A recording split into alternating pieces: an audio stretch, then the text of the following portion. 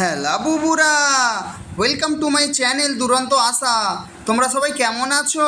মুইও অনেক ভালো আছি। আজ তোমাদের সামনে চলে এসেছি নতুন একটা ভিডিও নিয়ে, যে ভিডিওয় তোমাদেরকে দেখাবো কিভাবে চটজলদি ধোসা বানানো যায়। একদম এক এক মিনিট লাগছে, 1 মিনিটে একদম ধোসা রেডি। তাও আবার এগ ধোসা, এখানে বলে গুড্ডু ধোসা, এগকে বলে গুড্ডু। এই আন্টির স্পিডটা খালি আপনারা দেখুন, কত জলদি জলদি বানায় এই আন্টি, একদম মেশিনের মতো বানাচ্ছে। দেখুন একদম দিয়ে দিল পিন্ডি, এটাকে পিন্ডি বলে, ধোসা পিন্ডি। তারপর ওখানে দিয়ে দেবে সাদা তেল দিয়ে দিল, তারপর দেবে কারামপড়ি। কারামপড়ি বলতে এরা যেটাকে ওই আমরা লঙ্কা গুঁড়ো বলি, এটা নারকেল টারকেল দিয়ে বানানো আছে।